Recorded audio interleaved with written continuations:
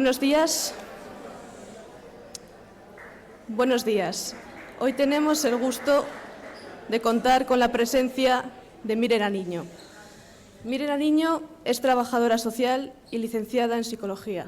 Ha sido profesora universitaria en la disciplina del trabajo social en las universidades de Comillas, Deusto y la Universidad del País Vasco. Ha desarrollado distintas funciones como coordinadora, directora y miembro de distintas comisiones dentro del área del trabajo social y los servicios sociales. Ha ejercido como investigadora, siendo la epistemología, el trabajo social y la supervisión las líneas fundamentales de investigación. Ha participado en la elaboración de distintos artículos publicados en revistas de gran incidencia y es doctora cum laude en Psicología por la Universidad del País Vasco.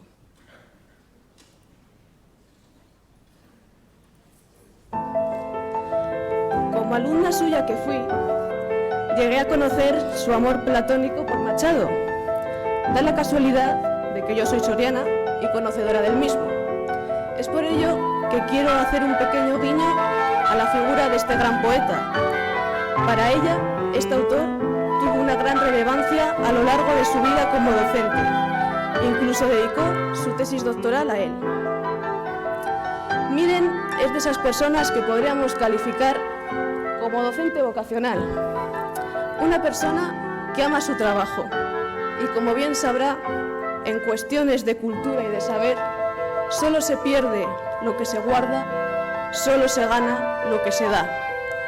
Y ella nos ha dado mucho y se ha ganado el inmenso cariño del alumnado de trabajo social, ya que ha sido elegida varias veces como madrina en las promociones en los últimos años.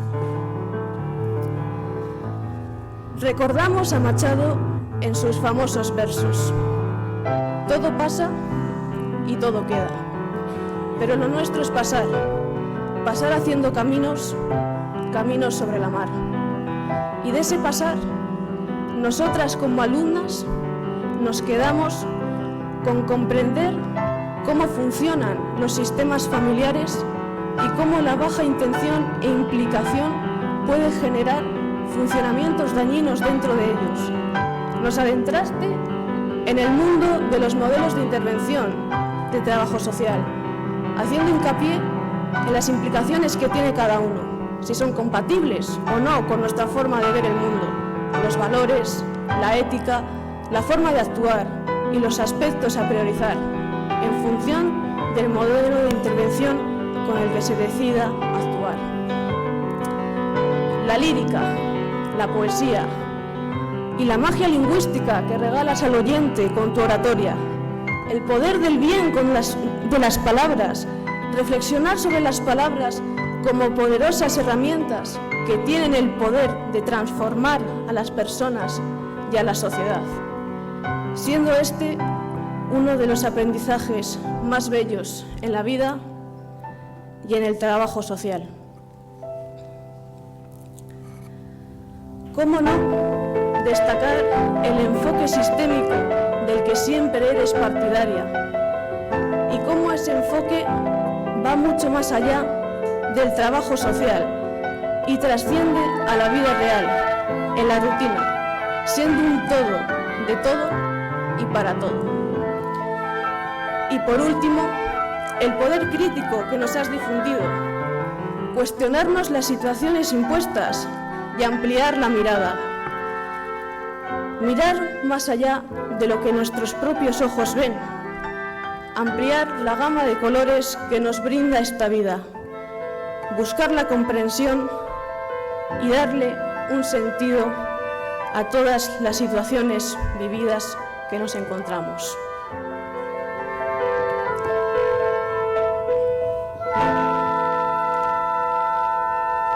Sin más dilación, damos paso a la ponencia de la intervención a la praxis colaborativa en el trabajo social. Miren, ¿serán las huellas el camino de futuros caminantes que hacen camino al andar? Puede ser, quizás, pero recuerda, caminante no hay camino sino estelas en la mar. Muchas gracias.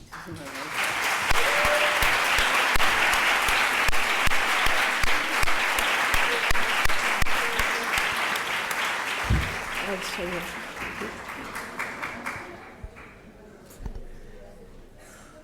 No sé, después de esta presentación, que me ha emocionado, pero muchísimo, muchísimas gracias, Sofía. No sé, casi me puedo ir ya. Bueno, antes de empezar, agradeceros a todas y a todos los que estáis aquí por haber venido. Eso de meter el dedo en el ojo que ha dicho Edurne, yo no tengo más que dudas y pocas certezas, la verdad. Y si os meto el dedo en el ojo, perdonadme, porque no lo hago queriendo, Pero bueno, vamos a lo que he venido, ¿no? En principio, ¿de qué voy a hablar? Bueno, pues voy a hablar, por un lado, de qué es eso de la praxis colaborativa, o qué entiendo yo, mejor dicho, por praxis colaborativa. Después, de la necesidad de tener claras nuestras referencias. Y, bueno, eso de hablar de epistemología suena muy raro, pero realmente la epistemología no es más que tener claro un conocimiento que es ampliable, es una comprensión, son experiencias, no solamente son teorías en un libro. Yo pienso que las teorías no están en un libro, las teorías que leemos a personas que han escrito. Bueno, pues vamos a ello. Vale. ¿Qué significa una praxis colaborativa? Yo le he dado muchas vueltas, ¿no? Hace muchísimo tiempo que la palabra intervención me sonaba un poco, me estorbaba, me molestaba, y por eso empecé a darle vueltas a intentar que el término no me resultara tan autoritario, ¿no? Porque intervención me sonaba a intervencionismo, pero no es porque me sonara solo como palabra, sino porque estaba viendo prácticas intervencionistas, ¿no? No de las trabajadoras sociales solo, aunque también de las docentes, también de la gente que trabaja en salud, es decir, olvidando un poco que la gestión de la vida es de cada quien, ¿no? Entonces empecé a pensar y, bueno, pues, praxis, ¿por qué? Porque reúne teoría y práctica. Ya sé que es una palabra que parece un poco fuera de... En vez de hablar de práctica o en vez de hablar de teoría, hablamos de praxis, que es lo nuestro. Es decir, esa conjunción entre la teoría y la práctica, la experiencia, ¿no? La importancia de la experiencia en trabajo social, ¿no? Y colaborativa, ¿por qué? Porque la palabra colaboración cambia el sujeto en la sintaxis, ¿vale? Si yo hablo de intervención, intervengo, y el sujeto, más cerca, y el sujeto siempre es la persona que interviene, ¿no? Y si hablo de colaboración, el co ya implica que es compartido, que es participativo. Por eso, cualquier verbo que utilicemos en trabajo social, si le pasamos el filtro del sujeto, ¿quién es el sujeto del verbo?, nos damos cuenta de que a veces el sujeto somos nosotras, las profesionales. Entonces, si hablamos, bueno, vamos a hacer una entrevista, vale, pero ¿el sujeto quién es? Entonces, plantearnos el sujeto en las acciones que llevamos a cabo nos ayuda a, de alguna forma, darnos cuenta de que tenemos que colaborar. Cuando hablamos de informar, pues no se trata de recoger y dar información. Hablamos, la recogida de información. La recogida de información es una parte mínima de nuestro trabajo, o debiera de ser una parte mínima de nuestro trabajo, porque los datos, es decir, aquello que se puede recoger, son mínimos. Pues es dónde vivo, lo que cobro, la fecha de nacimiento, mi estado civil, bueno, ese tampoco. Y la información es algo que no se puede recoger. La información no se recoge, la información se genera. Y se genera en nuestra praxis cotidiana por medio de la entrevista, del diálogo, ¿vale? Y eso es una suerte, porque la información no es algo estático, inamovible, es algo que en la propia entrevista, en el propio diálogo, se va a ir construyendo. Por eso, generar información es algo muy propio del trabajo social. Diagnosticar. Bueno, ¿quién diagnostica, no? Pasar de los diagnósticos administrativos, que son aquellos que recogen datos precisamente, a los diagnósticos colaborativos, a los diagnósticos de trabajo social, en donde debería de haber un resultado de interpretaciones compartidas, de interpretaciones que pudieran firmar las personas con las que trabajamos con el consenso de la profesional, porque ha sido construido entre las personas con las que trabajamos y nosotras. Planificar, también lo mismo, estrategias consensuadas. ¿Cómo hacemos que un PIA, un PAI o cualquier otra sigla se convierta en algo que hacemos conjuntamente? Bueno, pues es nuestro trabajo, ¿eh? Por lo tanto, praxis, diálogo y participación en contextos respetuosos, próximos, amigables. Por tanto, redefinir la noción de colaborar. De alguna forma tiene una idea básica. Colaborar implica saber que todas las contribuciones de las personas implicadas son igual de importantes y son igual de apreciadas. ¿Por qué? Porque eso nos da un sentido de pertenencia que necesitamos para poder trabajar. Planificar, supone dialogar, acallar monólogos de la certeza. ¿Cuáles son los monólogos de la certeza? Los monólogos de la certeza son esos monólogos interiores que cuando alguien nos cuenta algo, como somos personas humanas, ¿no?, ya estamos interpretando lo que ocurre, estamos suponiendo qué es lo que pasa, ¿no? Ese es un monólogo interior.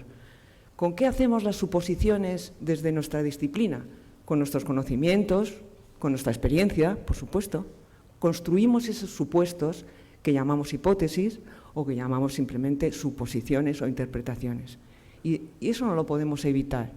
Pero si ese monólogo interior, ese monólogo de la certeza, lo ponemos en juego, es decir, lo mostramos desde la incertidumbre, lo mostramos lo que creemos, pero desde la incertidumbre para contrastar, de alguna manera, con la versión que tienen las personas con las que trabajamos. Eso sería poner en práctica ese diálogo constructivo. ¿Qué pasaría? No, porque las razones no se transmiten, se engendran por cooperación en el diálogo. Antonio Machado. Como bien ha dicho Sofía, es mi amor platónico, me acompaña siempre y he aprendido más de trabajo social leyendo Juan de Mairena que leyendo, no voy a decir nombres para no insultar, que leyendo a algunas autoras y autores de trabajo social. Entonces yo os recomiendo el Juan de Mairena con sus aforismos y si lo leemos desde nuestra propia disciplina encontramos muchas respuestas o muchos caminos que nos pueden ayudar. Esto es una pregunta para la cual no tengo una respuesta. ¿Qué pasaría si redujéramos las intervenciones? ¿Qué se os ocurre que pasaría si redujéramos la intervención? Si viéramos que la intervención menos es más. Bueno, si en lugar de acompañar, nos acompasamos. ¿Veis cómo de alguna manera vamos cambiando de posición, ¿no? Acompañar, parece que acompañamos a los niños, a las niñas. El acompañamiento da esa áurea de protección que a veces es necesaria, porque hay personas que viven en desprotección, hay personas que viven dependientes, hay personas que viven con falta de autonomía y, vale, hay que acompañar, pero cuando estamos trabajando con personas que lo que queremos es que es que se hagan cargo de la gestión de su propia vida, entonces vamos a acompasarnos a ellas, ¿no? Digo yo. Si en vez de ayudar, colaborásemos. Si los servicios sociales fueran, como dice Fernando Fantova, un proyecto colectivo, un proyecto de ciudadanía. Si nos propusiéramos desprendernos de las funciones sobreprotectoras y promocionáramos más la convivencia ciudadana, la participación directa, la participación inclusiva. Si en vez de hablar de relación de ayuda, hablamos de praxis colaborativa, las palabras nos cambian la mirada. Ya sé que la relación de ayuda es un tótem nuestro, y que meterle el ojo a la relación de ayuda, o meterle el dedo en el ojo a la relación de ayuda, pues puede resultar un poco complicado.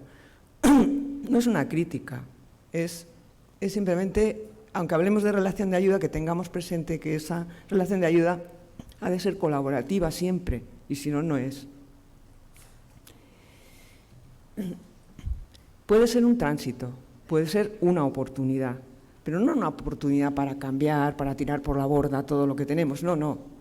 Lo que tenemos es interesante, es importante, pero podemos afianzar ese buen hacer, no solo desde un punto de vista ético, sino práctico, reflexivo, crítico, relacional e históricamente deseado, ¿no? El deseo, perder el deseo en la praxis nuestra nos aboca a ser funcionarias, en el mal sentido de la palabra. Un camino hacia una praxis colaborativa que, ¿para qué? Para construir otros sentidos favorables al cambio mediante un proceso abierto, participativo y constante de crear complejidad. Así ganamos todas. Y esto es una pregunta que no es mía, es de Foucault. ¿Queda justificado de algún modo hablar en nombre de alguien o deberemos tener siempre presente esa indignidad de hablar por otros de la que nos habla Foucault? ¿Son las metáforas especializadas, es decir, los diagnósticos, las etiquetas, etcétera, mejores y más fecundas que las metáforas cotidianas? Mirad,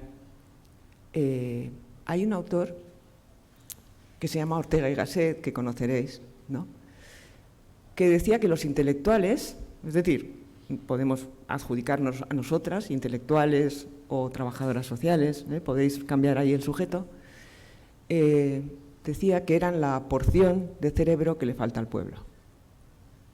Duro, dura frase.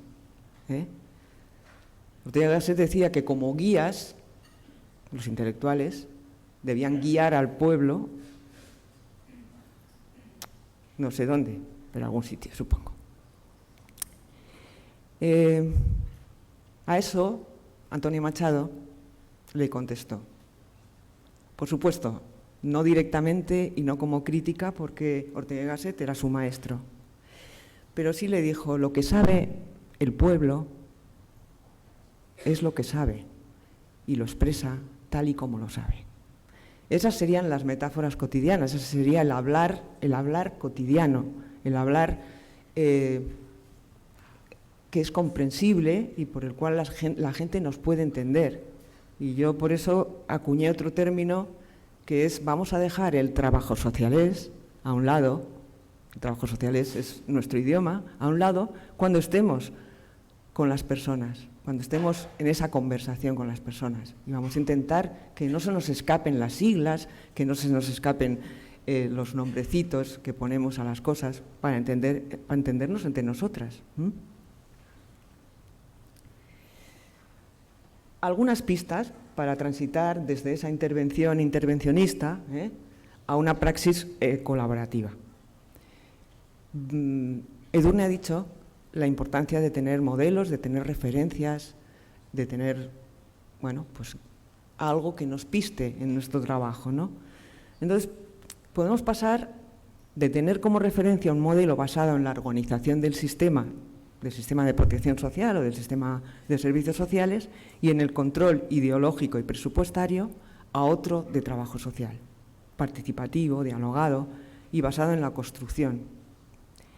Por ejemplo, transitando del modelo de gestión de casos, que fue un modelo, en este momento no está tan de moda, porque aquí vamos de modas en modas, ¿no? En este momento está más de moda el modelo centrado en la persona.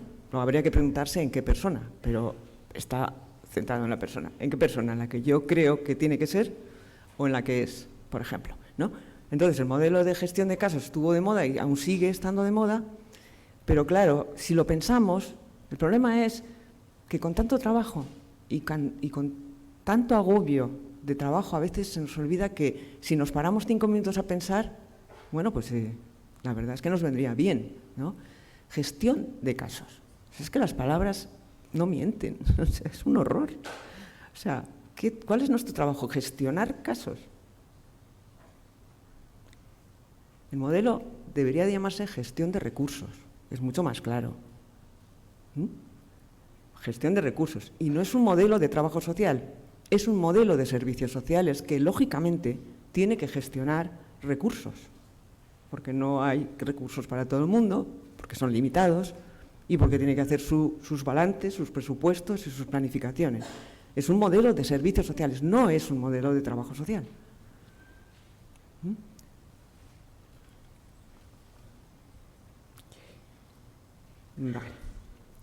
Vale, pues de pasar de modelos de servicios sociales o modelos que no sé por qué, nuestras funciones, nuestro trabajo, tiene que estar en una ley. Es algo que siempre me he preguntado, ¿por qué tiene que estar nuestras funciones escritas en una ley? ¿Están las funciones de las médicas y los médicos escritas en una ley? ¿Están los diagnósticos clínicos de los psiquiatras escritos en una ley? No. En cambio, lo nuestro está todo, prácticamente todo, ¿vale? Bueno, otro tránsito sería pasar de unas relaciones complementarias, asimétricas, a unas relaciones complementarias basadas en un plano de horizontalidad y de mutualidad.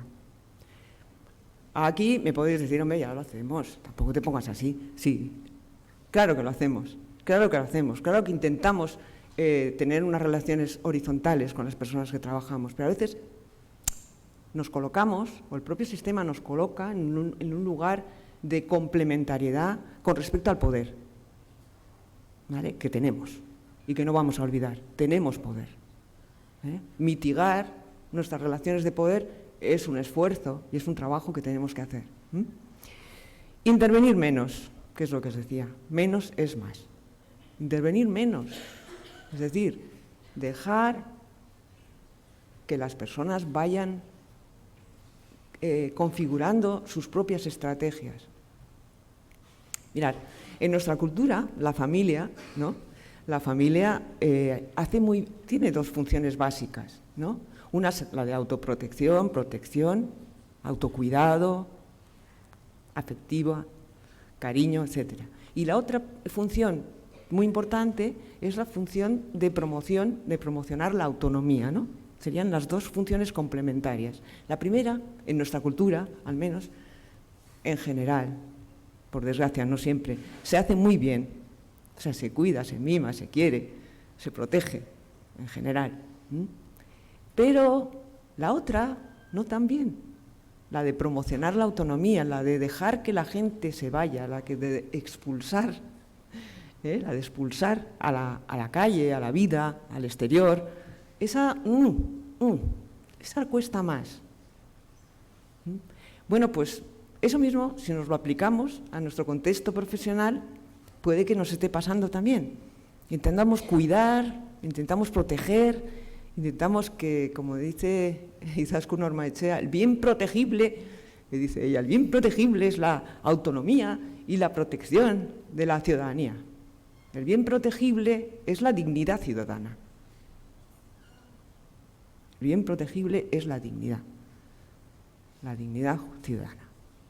Y también, por supuesto, la autonomía, las relaciones, sí.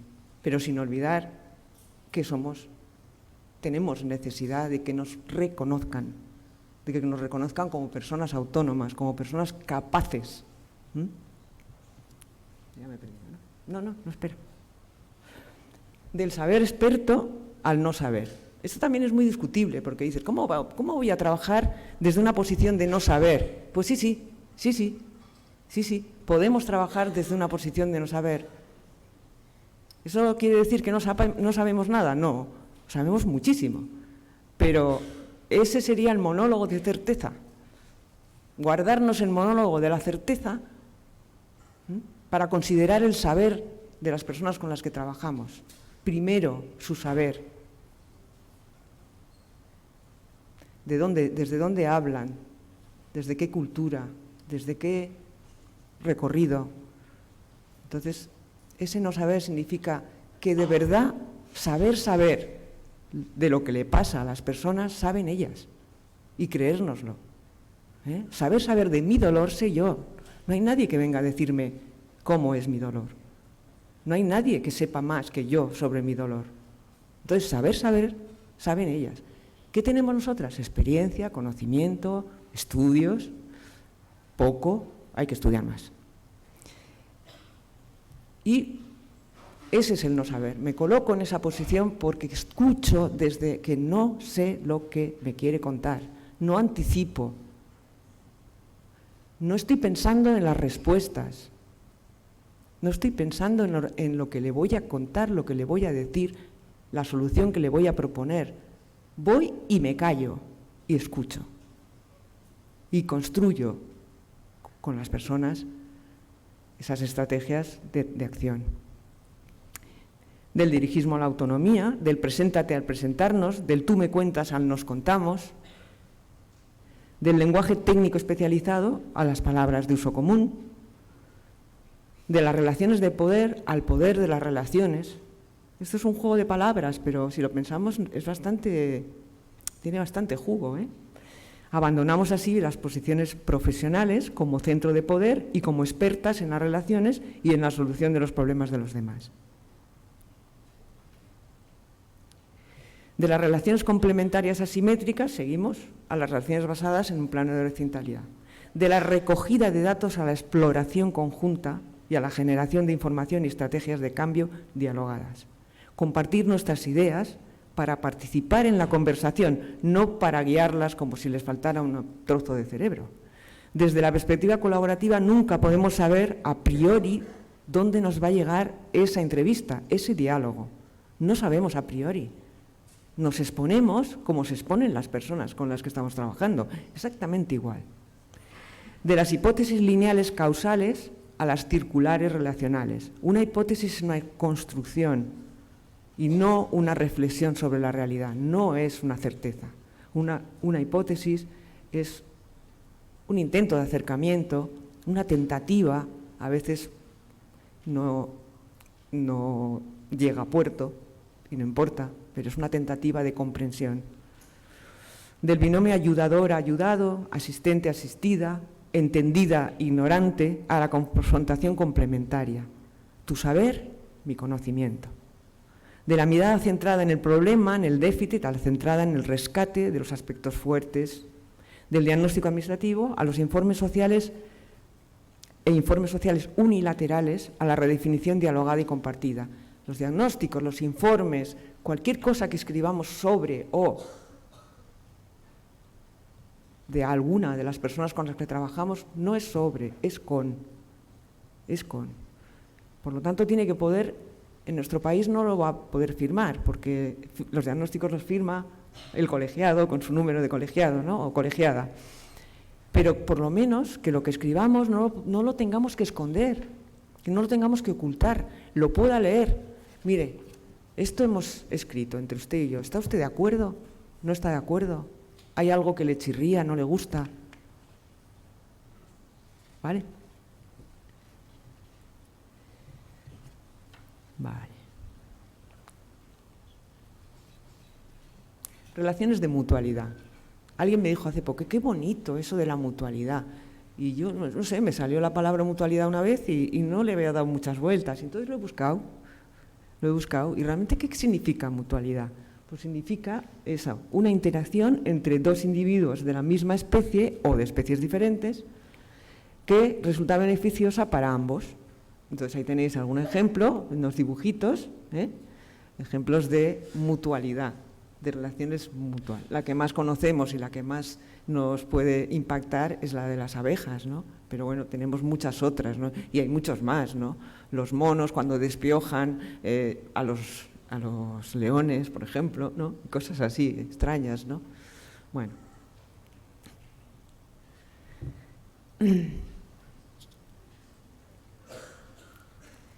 Me he perdido. La creencia de que existe un individuo aislado, centrado en sí mismo, frente a un exterior, cosa a la que podemos asomarnos, describir, observar, retratar, con una distancia objetiva, son creencias que han estado y están en los fundamentos de múltiples dogmas cientistas, cuentistas, que han dejado huella en nuestro quehacer profesional.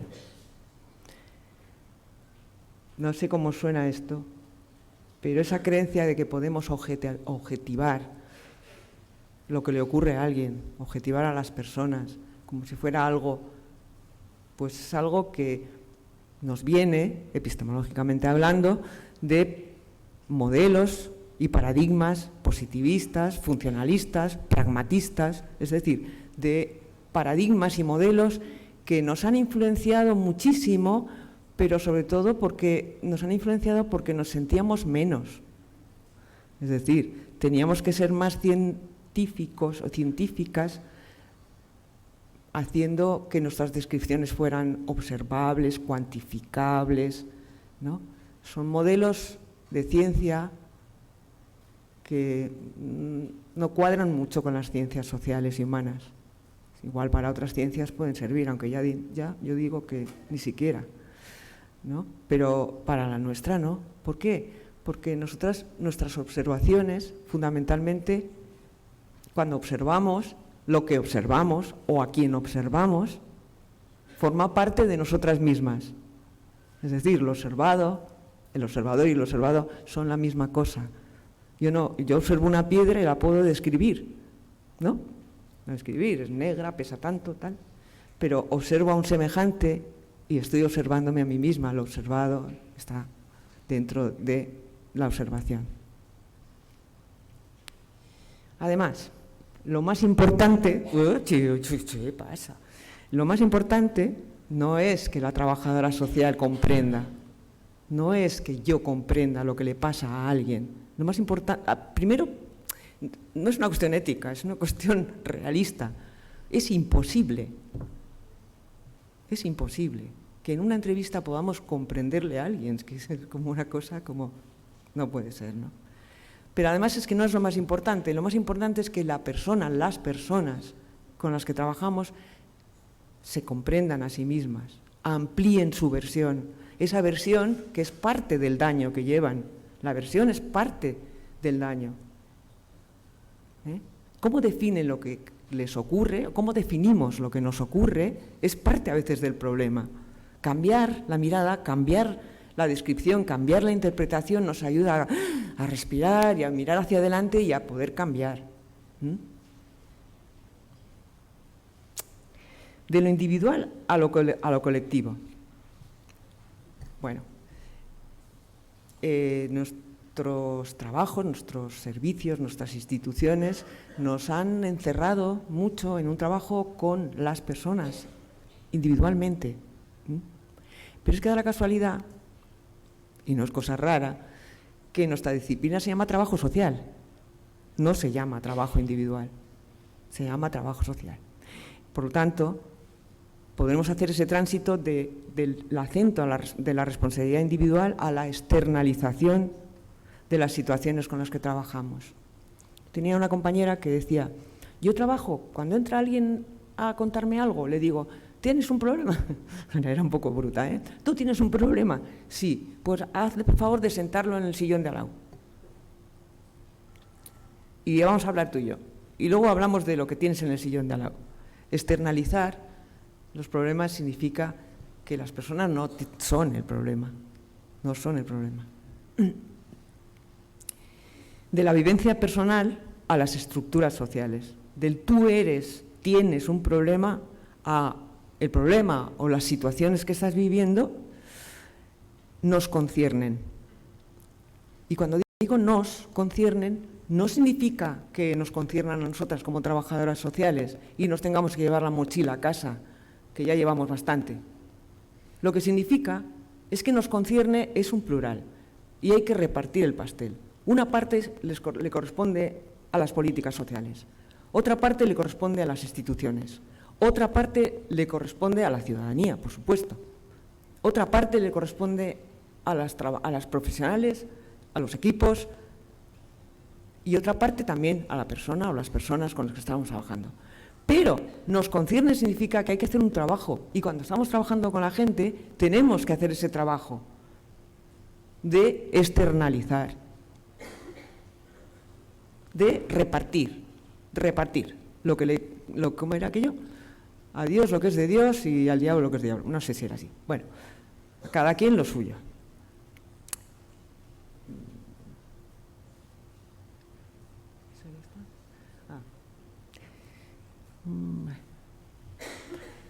De la vivencia, bueno, sí, de eso ya lo he dicho. Del problema o necesidad individual a las situaciones de malestar, desventaja, vulneración de los derechos. A ver, si hablamos de modelos, cada modelo tiene un objeto, ¿no?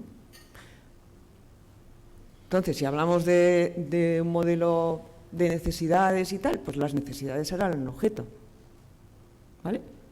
Si hablamos de un modelo de otro tipo, pues resulta que el objeto serán las situaciones de vulneración de los derechos sociales. Entonces, tener en cuenta con qué modelo y con qué objeto trabajamos nos interesa, porque los objetivos son correlativos. Si yo hablo de necesidades sociales, diré, mi objetivo es... No me gusta nada la palabra cubrir, porque me resuena a otra cosa. Pero bueno, sería cobertura de las necesidades sociales, el objetivo, ¿no? O llegar a una mejora de la calidad de vida, un bienestar social. Pero ese es un modelo, no es el único. Ahora no. Si pensamos en transformar, deberemos tener en cuenta todas las intervenciones y colaboraciones que lo favorezcan, no solamente del sistema en desventaja o sufrimiento, sino también de las estructuras sociales.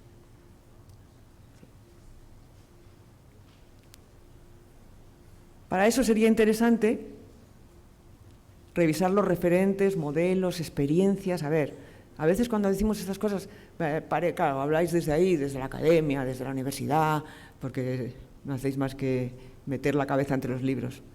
Pero cuando hablamos de revisar referentes, es revisar a personas que hayan hecho cosas, es revisar experiencias, es revisar gente que ha querido escribir su propia experiencia. Y la ha escrito y la tenemos ahí, algunas nos gustan, otras menos. Darles una vuelta. Leer no significa tragar, significa darle una vuelta, resignificar, construir participadamente un modelo que responda al objeto u objetivos de un trabajo social elegido, deseado, reflexivo y creativo. Hay muchos servicios que tienen un modelo, ¿no? Un modelo de trabajo, un modelo de estrategia, un modelo psicosocial, modelo no sé qué, ¿vale? Pero hay muchos servicios que no tienen. Entonces, pararnos en equipo, preguntando a la gente con la que trabajamos, etcétera, para elaborar un modelo que no se quede ahí en el cajón, que sea un modelo vivo, que se vaya retroalimentando, que vaya cambiando. ¿Qué entendemos cuando hablamos de objeto en trabajo social? ¿Y qué cuando hablamos de sujetos? Voy a poner esto, igual voy mal de tiempo y no termino, pero no me importa. Vamos a ver esto. En silencio de momento, ¿vale? Solo ver, solo mirar. Vale, pasa rapidito.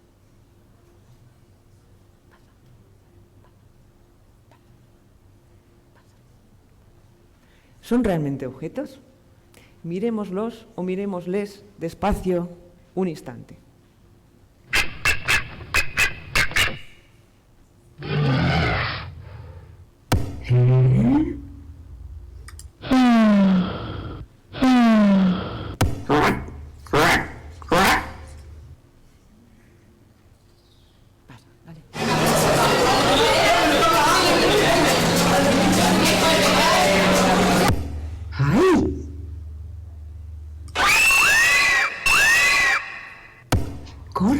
¡Corre! Objeto versus sujetos. Si los objetos pueden ser sujetos, ¿por qué nos empeñamos en hacer de las personas objetos? ¿Cuándo lo hacemos? Pongamos algún ejemplo.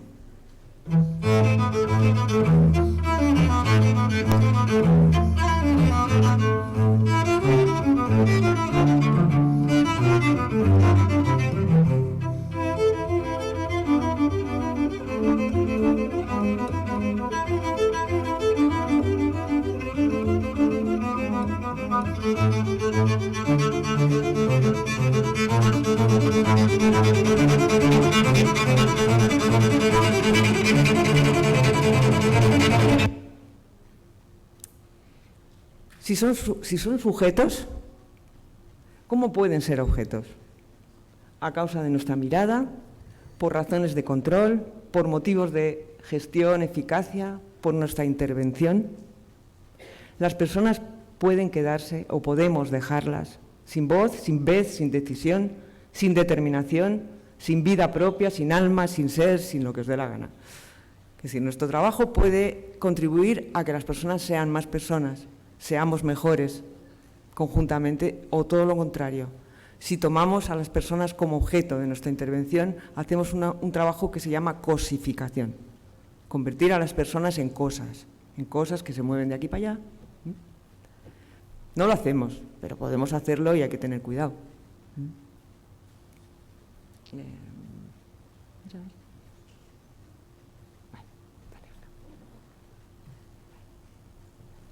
Sí, pasa. Diferentes opciones, diferentes referentes, por lo tanto, diferentes praxis. ¿Cuáles son las raíces de nuestras propuestas? ¿De dónde vienen? ¿Nos reconocemos en algún modelo o alguna de sus propuestas en nuestra praxis cotidiana? No os voy a dar el peñazo con todo esto, ¿eh? No, tranquilas, ¿eh? Pero ahí tenemos un abanico de modelos que nos han ido persiguiendo a lo largo de la historia del trabajo social, algunos más que otros, eso es verdad, ¿eh? Y ahí tenemos algunas posiciones, algunas propuestas, ¿eh? Y en nuestra praxis cotidiana normalmente tenemos retazos de una, de otra, alguna cosita de por aquí, alguna cosita por allá, ¿eh? Tenemos pues un melange, ¿eh? Normalmente no tenemos una cosa así como muy estructurada, ¿no? Tenemos varios, ¿no? Tenemos modelos que son de corte más psicologista, ¿vale? Y modelos que son de corte más sociologistas. Tenemos un poquito las dos vertientes, ¿no? En un primer momento, no os voy a contar la historia del trabajo social, que ya os la han contado en clase, ¿eh? En un primer momento, perdón, la influencia de la medicina y la influencia de la psicología pues fue muy grande, ¿eh?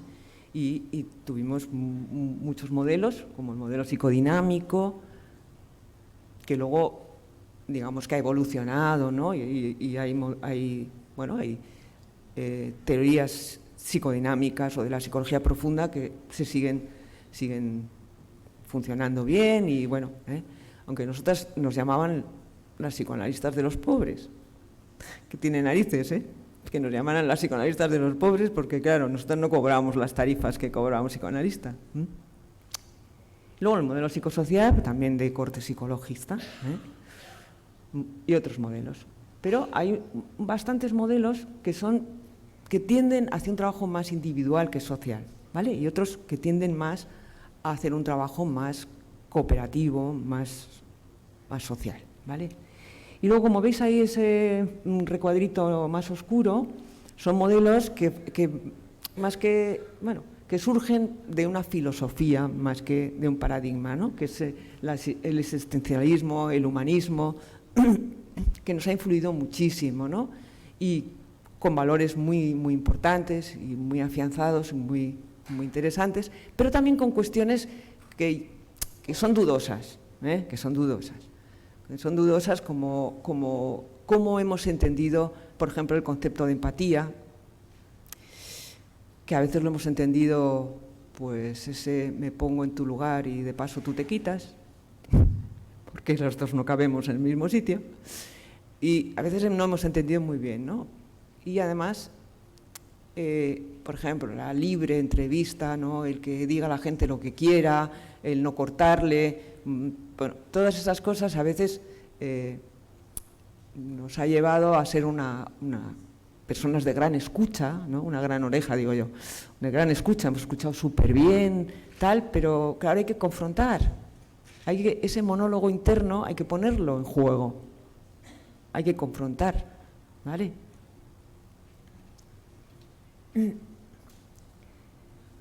¿Con quiénes, qué y cómo nos identificamos al realizar nuestro trabajo?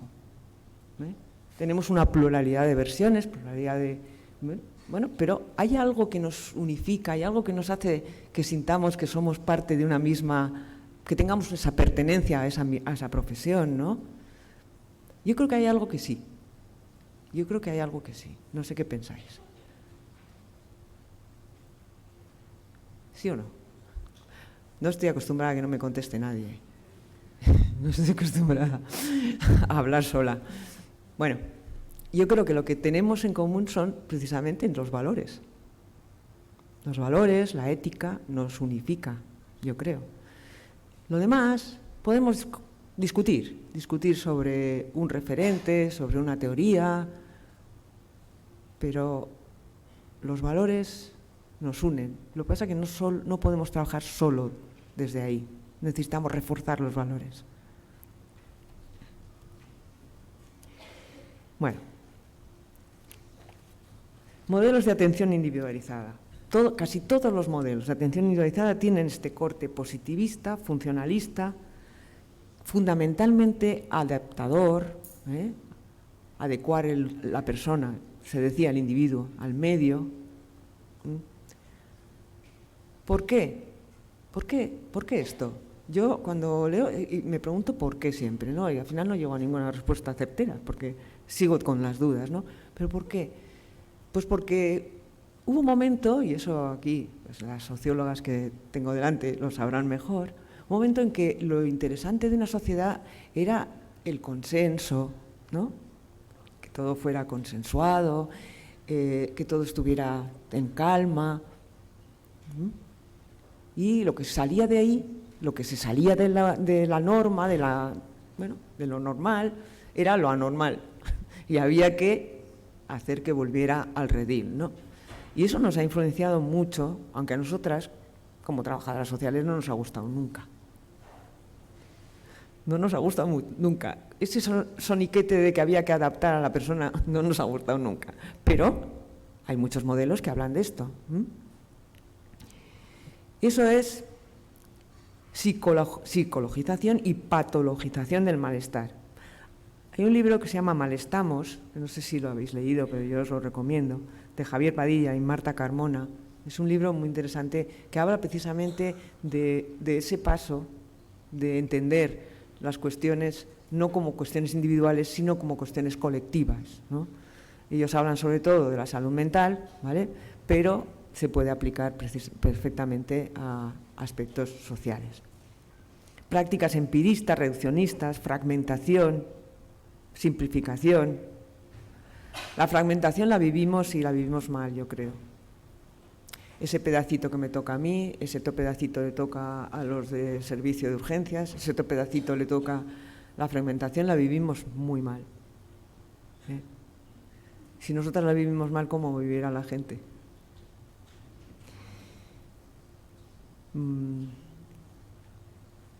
Bueno, modelo psicodinámico, psicosocial, cognitivo-conductual, que todo el mundo dice, no, yo ese modelo no me gusta, ese modelo no. Y luego rascas un poco, lees el programa, por ejemplo, de muchos servicios de menores, y te das cuenta que el modelo que hay detrás es este. Bueno, otros, funcional, de resolución de problemas, centrado en la tarea, rogersiano, de gestión de casos, transaccional. Un montón de modelos, como dice mi amiga y maestra Teresa Zamanillo, modelitis, no hay tantos, hay 3. Pero bueno, vosotras como estáis estudiando tenéis que saber que existen muchos. Bueno, las personas no son objeto, hemos quedado que no son objeto, ¿no?, de nuestra intervención, definidas como individuos con dificultades, problemas, traumas, conflictos que impiden su adecuación o adaptación a la realidad. O cualquier individuo o persona que presente carencias, situaciones. ¿Esto cómo suena? Esto suena fatal. Pues esto está en los modelos. Y debemos ser capaces de darle la vuelta, sin más. Vale.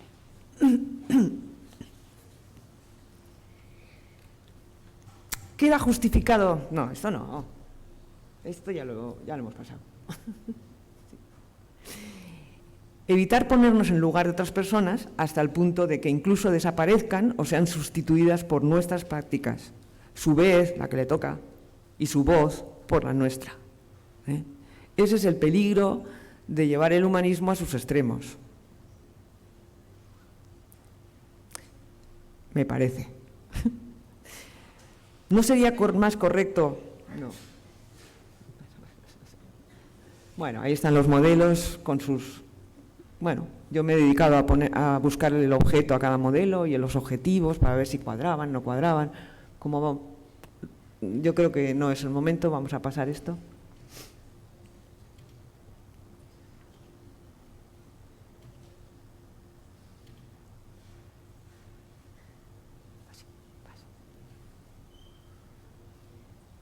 Vale. Es que el modelo de gestión de casos le tengo mucha manía y por eso le he dedicado más diapositivas, ¿no?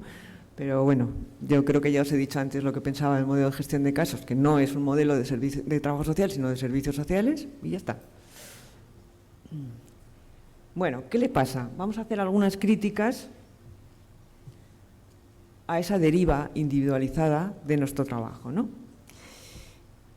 Por un lado, ocurre un desplazamiento en el análisis de los problemas sociales, de etiquetaje, pobreza, de privación, desventaja, hacia una responsabilización individual o familiar, exclusivamente. No es que nosotros hagamos eso, pero mirar, nuestro entrenamiento constante para evitar que hagamos estas cosas tiene que ser constante y lo hacemos. Pero daos cuenta de una cosa, el entrenamiento de las personas con las que trabajamos también. Porque ¿qué pasa? Por lo que os he dicho antes de las dos funciones de la familia, pues esas dos funciones también tienen los servicios sociales y tenemos nosotras como trabajadoras sociales. Por un lado, proteger, cuidar, acompañar y por otro lado, expulsar. Ya sé que eso suena muy fuerte, pero bueno, que la gente ande con sus propios pies, ¿vale? Esa parte de que la gente se haga cargo de la gestión de sus riesgos y de su propia vida, a veces nos cuesta verla, porque creemos tener las respuestas a las preguntas que nos hacen, y no. Tendríamos que situarnos, no tenemos las respuestas las vamos a construir en nuestro trabajo. Ese es el trabajo social, construir las estrategias.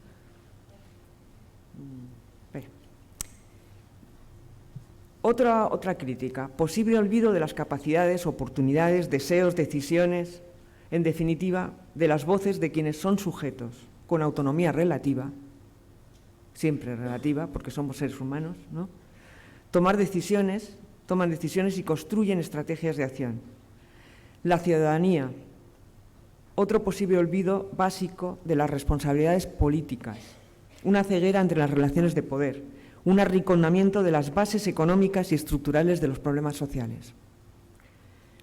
Olvido del análisis histórico, dialéctico y crítico, olvido de la acción colectiva, de la participación, olvido de las ideas de cambio del sistema para que éste responda a las necesidades y no al revés. Olvido de la cuestión social, en definitiva, olvido de la cuestión social, que no es otra que las diversas manifestaciones de la desigualdad, de la desafiliación, de la exclusión. Entonces, en ese reparto de la tartita que decíamos al principio, ese reparto de a quién le corresponde cada cosa, pues esto está aquí. Si trabajamos con un trabajo individual y no un trabajo social, estamos olvidando la cuestión social, arrinconando la cuestión social en nuestro trabajo. Bueno. Al otro lado de los modelos de corte individualizada estarían los modelos de corte más social, que a la vez son modelos más políticos. Entonces son los modelos críticos. La variedad de modelos críticos es inmensa, ¿no? Es decir, el modelo crítico tiene sus referentes fundamentalmente en el marxismo.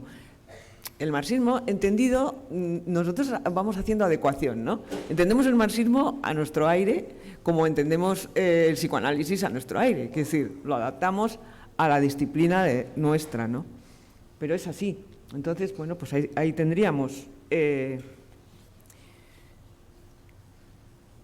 ese modelo crítico que tiene en cuenta las estructuras sociales y que, por tanto, actúa teniendo en cuenta las estructuras sociales. ¿Desde dónde? Desde el antimilitarismo, desde el feminismo, desde donde queramos, pero son modelos críticos, ¿vale? ¿Cómo podemos trabajar desde ahí sin sin los movimientos ciudadanos, sin la participación de los movimientos ciudadanos, imposible. Si optamos por un modelo crítico, no podemos ir solas a trabajar, no podemos estar solas, tenemos que saltar los muros de nuestra institución, saltar los muros en el sentido de contar con todo lo que se mueva, con todo lo que se mueva afuera y vaya a conseguir los objetivos que nosotros también vamos a querer conseguir, ¿no? De justicia, de equidad, etcétera. Bueno.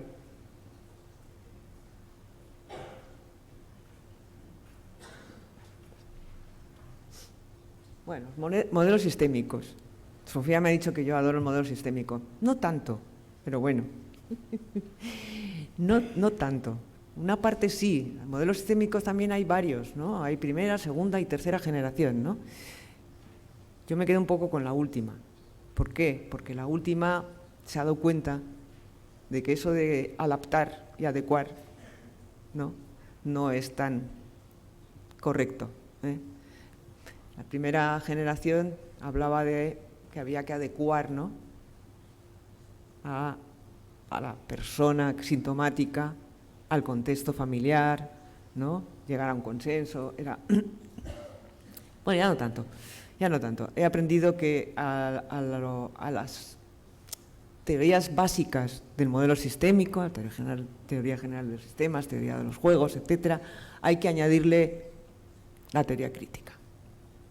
Hay que añadirle la vena crítica, porque si no nos quedamos pues en una balsa muy tranquila.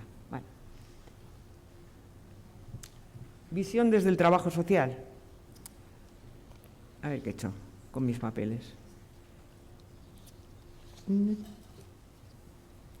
Bueno, desde la óptica del trabajo social tiene presente ese planteamiento de transformación de las relaciones, no solo de adecuación de las relaciones, sino de transformar las relaciones. Se propone evidenciar situaciones de desventaja social, exclusión, y necesita hacer circular la información, es decir, devolvérsela a la ciudadanía, a la comunidad, generando una mayor autosuficiencia y solidaridad vecinal. Aquí está esa frase de intervenir menos es más.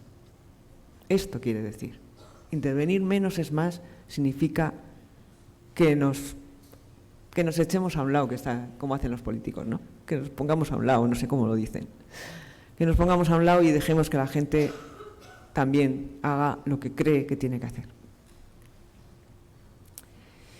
Giro epistemológico. Esto suena como por eso ese dibujito que he hecho pues era un poco intentando. Giro epistemológico. ¿De dónde podemos beber para poder? Las teorías nos ayudan a comprender, si es que nos ayudan, si no las tiramos.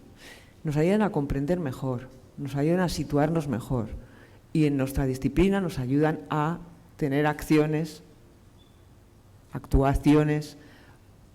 pues más adecuadas al contexto actual, ¿no?, al contexto histórico.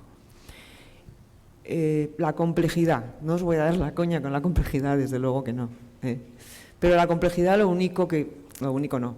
más interesante desde mi punto de vista que nos quiere decir es que la realidad es imposible mirarla solo desde una óptica, solo con una mirada, es multidimensional y por lo tanto necesitamos muchos ojos, miradas que se complementen, miradas que se ayuden a comprender. La realidad es compleja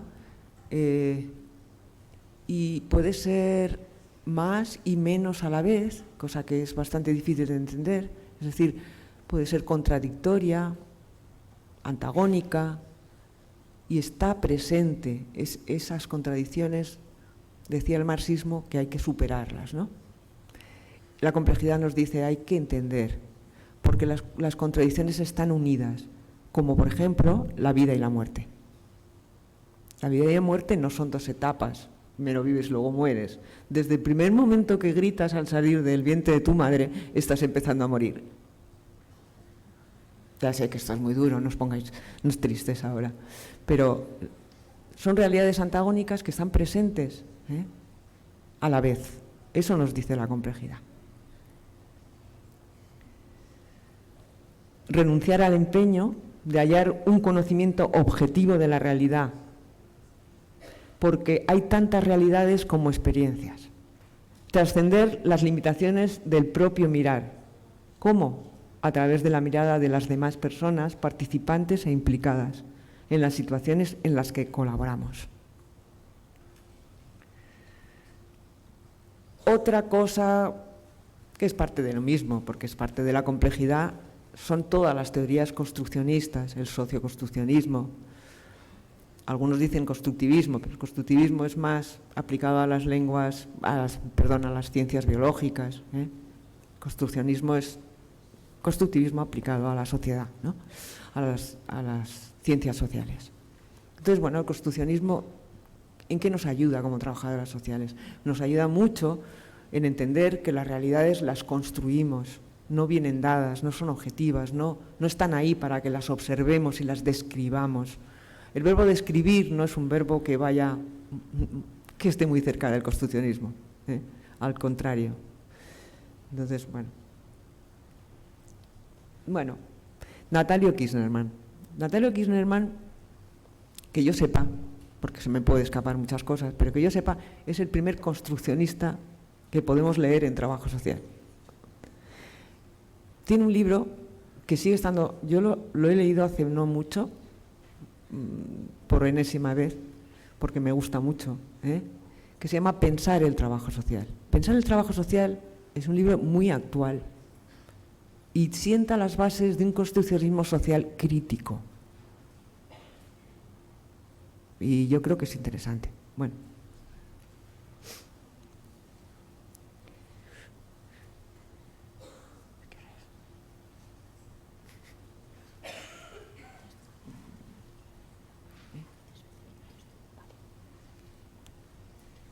Bueno, pasa. Dice Kirchnerman, los problemas sociales son siempre emergentes de una estructura socioeconómica, cultural y política. Se hacen presente por lo acuciante y lo desencadenante, pero están instalados fundamentalmente en lo relacional. Vamos, esto porque sabemos que lo ha escrito Kirchnerman, pero lo podía haber escrito cualquier trabajador social o trabajadora social. Es decir, porque yo creo que en esto es en lo que confiamos, ¿no? Bueno, yo creo, ¿no? Vale, pasa. Una epistemología construccionista favorece esa mirada con las personas en espacio de intercambio. Y sobre todo, si entendemos básicamente lo que el construccionismo nos ayuda a entender, es que, por ejemplo, en una entrevista, ¿no? Cualquier día de nuestro trabajo tenemos una entrevista, hablamos con la persona, intentamos no recoger datos, sino generar información, y si ese diálogo es abierto, no tensionado por la prisa, tal, vamos ya construyendo una estrategia para llevar a cabo una serie de finalidades, ¿no? Pero no la tenemos de antemano. Entonces yo me preguntaría, ¿tenemos de antemano las respuestas cuando atendemos a la gente? Tenemos de antemano una serie de recursos, eso sí, que son los que tiene nuestra institución y son los que conocemos, porque nuestra institución tiene un listadito de cosas pequeñito, cada vez más recortado además, ¿no? Y luego tenemos los recursos que puede tener el barrio, ¿no? El contexto, con lo que podemos contar también, ¿no? Pero esos son recursos, eso no es una estrategia de trabajo, eso no es la construcción de cómo vamos a trabajar con esas personas conjuntamente. Eso se hace construyendo, es un gerundio. Es un gerundio, no es un participio pasado.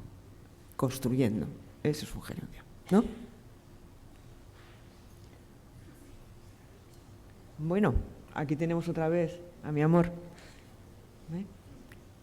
¿Quieres leer tú? Si descansa un poco.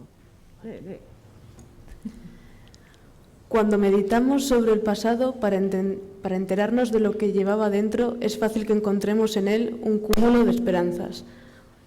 Lo pasado es lo que vive en la memoria de alguien y en cuanto actúa en una conciencia, por ende incorporado a un presente y en constante función de porvenir.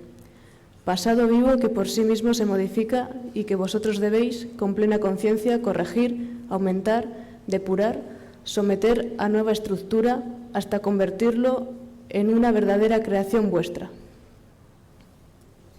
Gracias. Bueno, ahora diréis, ¿y esto qué viene? Porque claro, mi cabeza es como las maracas de Machín.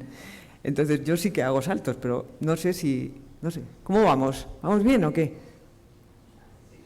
¿Sí? Vale. ¿Esto qué viene? Viene que ese trabajo de construcción colaborativa, ¿vale?, se puede hacer mejor si atendemos las palabras de Machado. ¿Cómo? Bueno, pues precisamente porque el pasado es versionable, como diría Push, el pasado es tan versionable como el futuro. Y eso es una buenísima noticia en trabajo social, la mejor noticia que nos pueden dar. ¿Por qué? Pues porque esa versión cristalizada que a veces nos contamos y la gente se cuenta de lo que le ocurre, es posible cambiarla. Es posible cambiarla, es posible reinterpretarla. Si yo me cuento que he llegado aquí y soy como soy porque mi madre me destetó muy pronto, que es lo que me he contado toda mi vida, imaginaros, ¿no? Que me he contado eso toda mi vida, mi madre me destetó muy pronto y entonces yo soy así, ¿qué le voy a hacer? Pues resulta que esa versión que está dura, está ya, la puedo modificar, puedo abrir esa versión, enriquecer, ampliar esa versión con nuevas informaciones. Esas informaciones nuevas son las que podemos posibilitar haciendo una buena entrevista, haciendo preguntas que olviden los porqués y se fijen en el cómo, con quién, cuándo, desde cuándo. El porqué nos lleva a explicaciones causales, lineales. Soy así porque mi madre me destetó muy pronto. Entonces, si me pregunta, ¿cuándo para ti fue pronto? Bueno, yo no puedo contestar eso porque era muy pequeña, pero imaginaos cualquier otra justificación de un porqué, ¿no? Pues bebo porque me ha abandonado mi pareja. Vale, porque me ha abandonado mi pareja es un porqué lineal, ¿no? Causal. Es una causa única. Si yo intento que esa causa única sea pluricausal, es decir, que haya múltiples causas, pluricausal, tengo que empezar a a preguntar no por qué, sino cómo empezaste a beber. ¿Qué te pasaba cuando bebías? ¿Con quién bebías? ¿Con quién no bebías? Cuando bebías, ¿qué hacías? ¿Con quién estabas? ¿Qué pensabas? Fijaros la riqueza que da cuando olvidamos la causa única. Da una riqueza monumental. Y eso es una manera de reversionar ese pasado apócrifo, ese pasado que es tan modificable como el futuro. Entonces, si podemos cambiar las versiones, si podemos enriquecer las versiones, si podemos multiplicar las versiones, estamos trabajando hacia un cambio, una transformación, una mejora. ¿Os parece?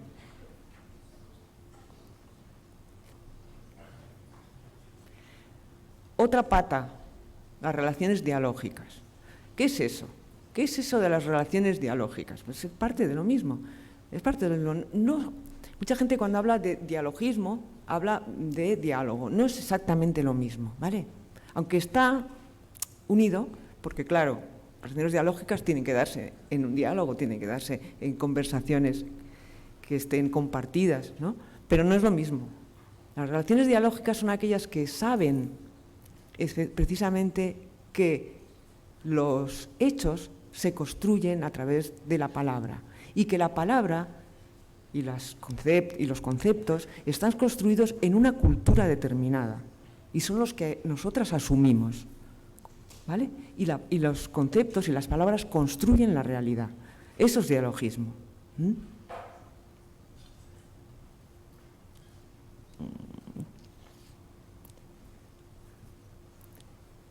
Espera un poquito. Vale.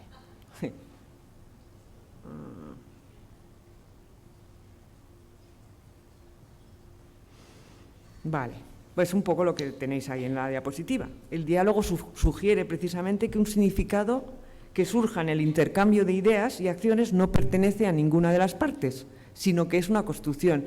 Y es una construcción en la que llegamos, digamos, a un consenso, ¿vale? La consensuamos. Y por eso, bueno, pues decimos, nos vale esta definición, ¿no? Y luego, claro, ¿cómo no? Juan de Mairena, para que veáis que no miento, no os miento. Bueno, igual sí un poco. Quien dialoga ciertamente afirma a su vecino, al otro yo. Todo manejo de razones, verdades o supuestos implica convención entre sujetos o visión común de un objeto ideal. Esto es dialogismo. Así de sencillo, solo que explicado por Machado es súper fácil. Por eso, yo prefiero, como es súper fácil, yo prefiero a Machado que a Mogán o Morín. Bueno, fijaros, si... bueno, no que me pierdo. Bueno, nada, pasa. No estoy acostumbrada a hablar sola. Va en serio. Aquí hay alumnas mías y lo saben. Estoy acostumbrada a preguntar, a hablar, a dialogar. Y así, pues me siento un poco rara. Vale. Las relaciones dialógicas implicadas en una praxis colaborativa implican al menos asociar dinámicamente factores que son al mismo tiempo contradictorios y complementarios. Esto ya lo he dicho. Como por ejemplo, la vida y la muerte. O como por ejemplo, y esto es más difícil, hombre-mujer. Forman parte de... Es decir, todo. Yo creo que soy las dos cosas, no sé vosotras. ¿Vale? A veces prefiero ser mujer, pero bueno. Democracia indirecta o representativa y directa. Dilema. ¿Queremos votar y que nos representen? ¿O queremos dejar que la gente se represente a sí misma? Relaciones de mutualidad, ya hemos visto cuáles son las relaciones de mutualidad. Participación inclusiva, no hay que callar las voces de las personas con quienes colaboramos, su pensamiento y experiencia cuenta y complementa la nuestra. Transdisciplinaridad, la gente dice, pues, ¿por qué inventamos? Es verdad, ¿por qué inventamos tantos palabras, ¿no? Primero era interprofesional, luego interdisciplinar, luego multidisciplinar y ahora trans. Como está de moda, pues trans, nos quedamos con trans. ¿Pero qué significa trans? Significa esa mutualidad aplicada a las profesiones. Esa mutualidad aplicada a las profesiones. Es imposible comprender nada hoy en día si no lo hacemos entre todas las personas implicadas, todas las miradas, todas las disciplinas en definitiva. ¿Vale? Y esto es muy interesante porque yo considero que es un diálogo entre saberes formales, pero también no formales, artísticos, de sentido común, religiosos, populares. Por lo tanto, no es solamente las disciplinas, sino más. Sí, me queda poco, ya. Objeto. Bueno, os traigo una definición que conoceréis, todo el mundo, la definición de la maestra de todas nosotras, Teresa Zamanillo, todos los fenómenos relacionados con el malestar psicosocial de las personas organizadas según su génesis socioestructural y su vivencia personal. Esto también es una innovación novedosa renovada. ¿Qué quiere decir eso? Bueno, pues que sí, que toda la vida en nuestra profesión se ha dicho que es la persona y su contexto, que es... pero claro, ella lo dice mejor. Ella lo dice mucho mejor, ¿no? Es decir, es las situaciones, por ejemplo, que generan malestar, que generan desventaja, que generan injusticias, pero también cómo las vive cada quien. Eso es lo que quiere decir. ¿Cómo las vivo yo? Eso es mi experiencia, ¿no? Pero no es mi problema. No es mi problema, es un problema de toda la sociedad, es un problema que nos concierne. Creo que sí. Por tanto, las personas no son objeto de nadie. Cuando dice, ¿cuál es el objeto de trabajo social? Las personas en situaciones de dificultad. Pues no, cámbialo, niña, porque no son las personas en situación de dificultad. Son las situaciones de dificultad que afectan a determinadas personas, ¿no? Lo son las situaciones y decisiones siempre en construcción que impiden serlo, que dificultan optar, vivir de manera autónoma, libre. Serán, por tanto, las situaciones que nos cosifican, que nos hacen sentir mal, dependientes, sumisas, solas, deficientes, perdidas, desinformadas, aisladas y todo lo que queráis poner. Son las situaciones de relación que crean y construyen marginación, explotación, malestar, desafiliación y exclusión, y cómo son vividas por cada persona y colectivo. Ese es el objeto. ¿Cómo lo abordamos? Pues yo os propongo eso. Lo abordamos desde una praxis colaborativa, desde la complejidad, desde el construccionismo, desde las relaciones dialógicas. Es una propuesta. ¿La única? No, hay más. Pero como a mí me habéis llamado porque os cuente mi libro, pues yo os cuento mi libro. ¿Pasa? Pues creo que he cumplido, ¿no?, con el horario. Mila esker.